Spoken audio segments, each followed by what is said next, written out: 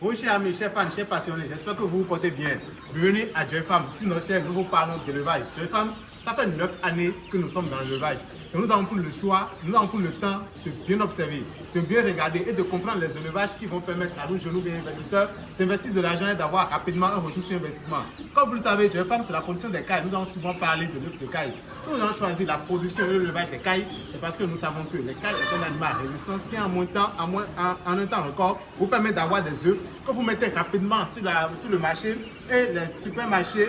Les nutritionnistes, les hommes nous semblent raffolants. On vous conseille toujours de manger des œufs de caille. Les vertus des œufs de caille sont nombreuses. Lorsque vous allez sur Internet, vous demandez, vous cherchez, on vous dira que plus vous consommez de l'œuf de caille, plus vous allez durer dans la vie, plus vous allez maintenir en forme votre muscle, votre corpulence, tout ce que vous avez. Donc, nous vous conseillons de vous lancer dans l'élevage de caille. Chez les femmes aussi, c'est l'élevage des Goliaths, comme vous voyez derrière nous. Ici, nous faisons des Goliaths sur pilotis. Ceux qui connaissent l'élevage des poules connaissent l'importance de pouvoir faire de l'élevage sur pilotis. Lorsque vous faites de l'élevage sur pilotis, les sujets ne sont pas en contact avec le fiente. Ainsi donc, vous réglez beaucoup de problèmes liés aux pathologies aviaires. Et les Goliaths, c'est une espèce très rentable. C'est la viande africaine, 100%. Les Goliaths, c'est l'élevage que vous faites. Vous n'avez pas besoin d'aller acheter des poussins parce qu'elle-même, elle vous donne déjà des poussins. Donc, la Goliath est à la fois pondeuse et aussi chère. C'est une amélioration qui permet d'avoir de la viande de qualité. La viande de Goliath est très nutritive, elle est très tendre dans la bouche et les caractéristiques organoleptiques sont connues et on n'a plus besoin de le dire. Alors, nous faisons aussi beaucoup de choses. Ici, c'est les Goliaths, des jeunes Goliaths qui sont en pleine croissance. Ici, ils sont déjà presque à maturité. Donc, c'est aussi un marché que nous trouvons. Et beaucoup sont ceux qui nous contactent pour pouvoir avoir la viande de qualité, pour pouvoir trouver cette viande, pour pouvoir vendre cette viande, pour pouvoir faire l'élevage. Et l'élevage, en réalité, elle n'est pas difficile, elle n'est pas compliquée. Nous faisons aussi l'élevage des olacodes. Comme vous le savez, nous faisons de l'olacodiculture ici à Joy Farm. Et ici, c'est les loges des olacodes. La code, c'est une niche. C'est une affaire de business dans laquelle vous entrez. Et vous êtes étonné même de ce que cet animal, qui est peu connu, peut vous rapporter. Vous savez, aujourd'hui, la viande de la côte est très recherchée. Elle est en disparition à cause de la chasse. Beaucoup sont ceux qui vont maintenant chasser la côte dans les forêts et n'arrivent pas à trouver à cause de la demande qui est forte. Voilà un business où la demande est très forte. Et il n'y en a même pas. Donc aujourd'hui, lorsque vous arrivez, nous avons pu domestiquer la côte. Nous l'élevons et nous donne des résultats qui sont vraiment plus à présenter. Lorsque vous élevez maintenant la viande, vous élevez la côte chez vous, c'est quelque chose qui vous prend très peu de temps. Vous pouvez le faire chez vous. Il est bien tolérant au stress et vous avez un résultat qui suit directement. D'accord? Nous avons parlé plusieurs fois de ça mange très peu. Ici, tout ça, lorsque vous voyez là, c'est rempli de la côte. Et c'est aujourd'hui un domaine dans lequel vous devez forcément vous lancer. Ça vous permet d'avoir des résultats que vous n'imaginez même pas. D'accord? Donc tout ça, si on le fait comme ça, c'est à cause de la passion que nous avons pour la chose. C'est à cause du temps que nous avons pris pour pouvoir choisir qu'est-ce que nous devons faire. C'est à cause des résultats que nous avons vus dans ces différents types d'élevage.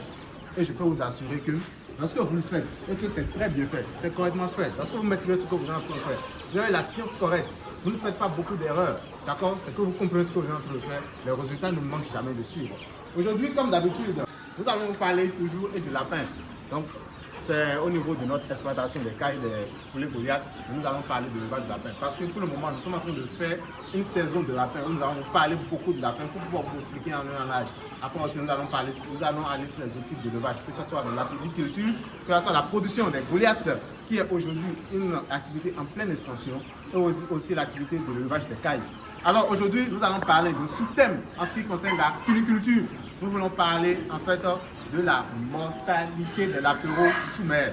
Ce dont nous voulons parler, c'est qu'est-ce qui cause les mortalités de l'apéro sous mer. Vous savez qu'à la fin, ce que vous voulez, c'est l'apéro que vous devez avoir en engraissement, que vous voulez vendre. Donc vous devez travailler à limiter au maximum les mortalités sous mer. Lorsque vous êtes en élevage de lapin, la mortalité sous mer ne doit jamais dépasser les 10%. Si ça dépasse les 10%, ça veut dire que vous faites un mauvais job. Ça veut dire qu'il y a quelque chose qui ne va pas.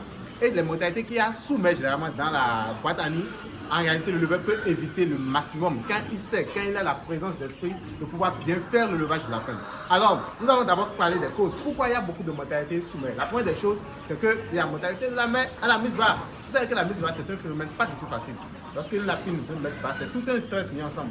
Et il peut y avoir des moments où la lapine peut suffoquer, la lapine peut sauter. Donc quand la lapine saute, et si vous n'avez pas peut-être d'autres lapines pour pouvoir faire et des adoptions, nous allons parler de ça plus tard, forcément vous allez perdre vos apéros. Si vous n'avez pas des idées pour pouvoir garder vos apéros en place, vous allez perdre vos apéros.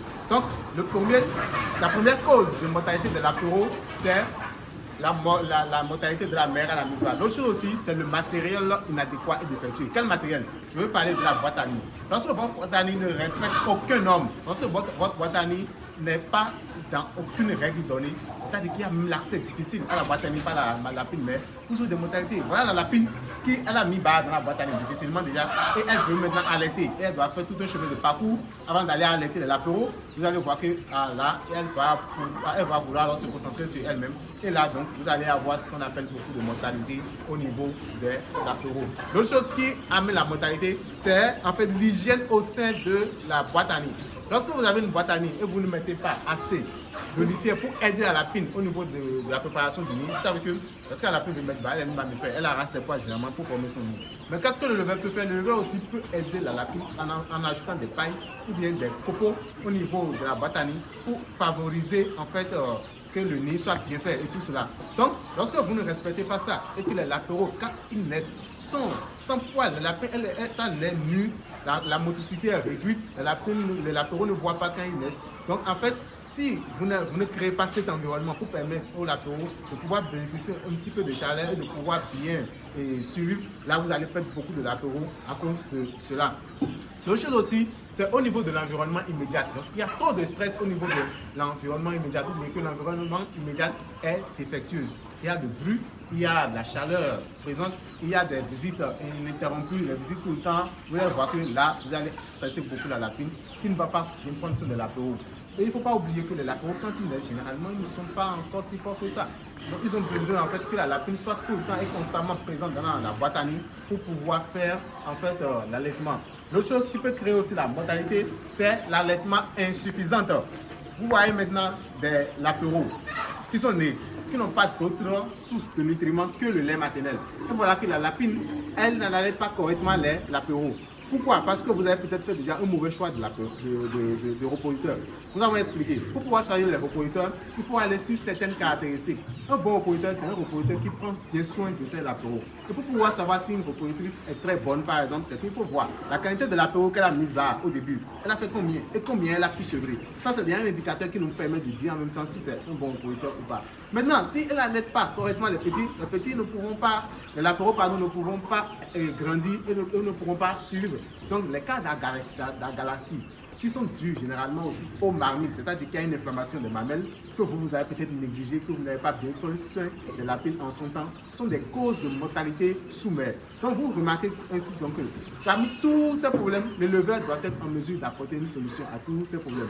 Vous, en tant que leveur, qu'est-ce que vous devez faire? Vous devez, surtout à la première semaine après la mise bas, visiter constamment les boîtes à nuit. Vous devez venir au niveau des boîtes à nuit pour voir si la litière au niveau de la boîte à nuit est très propre. Si par hasard il n'y a pas de mortalité, s'il y a de mortalité, vous devez pouvoir enlever les mortalités. Pourquoi? Parce que si vous ne faites pas, les latéraux qui sont morts vont se putréfier, il y aura une forte odeur et l'odeur va maintenant contaminer ou bien va embêter les autres latéraux qui sont encore en vie et ça va tuer les latéraux qui restent mieux. S'il y a une odeur de la sorte dans les boîtes à nuit, la lapine n'aura pas du tout envie d'aller dans la boîte à nuit pour pouvoir allaiter correctement les latéraux. Et ainsi donc vous aurez perdu le latéraux par inattention du leveur. Donc le leveur doit travailler à pouvoir visiter à chaque fois les boîtes à nuit. Et aussi s'il y a des litières sales, si la litière est sale, parce qu'il y a des lapines qui entrent dans les boîtes à nuit, surtout quand vous faites les boîtes à nuit, vous ne respectez pas les normes et elles urinent dans la boîte à nuit.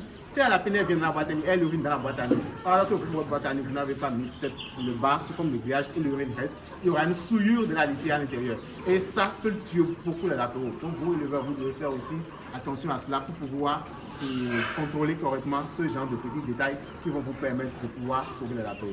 N'oubliez pas, le latéraux, c'est ce que nous voulons vendre à la fin. Donc, plus nous travaillons à avoir moins de mortalité sous mer, nous travaillons à avoir beaucoup de latéraux que nous allons vendre et à rentabiliser au maximum notre élevage. Voilà ainsi donc dit les choses qui entrent dans les mortalités sous mer, lorsque l'élevage lorsque nous sommes au niveau des boîtes à lignes. Donc nous maintenant nous devons pouvoir travailler pour pouvoir inverser cette tendance. Je vous remercie d'avoir suivi cette vidéo. Si elle vous a plu, n'hésitez pas à partager, à liker. Si vous avez des questions, des zones de compréhension, posez dans l'espace commentaire. Nous allons vous faire un plaisir de vous répondre. Joy Farm, c'est la passion de l'élevage et cette passion, nous allons la partager avec vous par des formations, par ce genre de vidéos où on partage les connaissances et aussi par l'amour que nous avons pour la chose et que nous allons vous donner. Je vous remercie.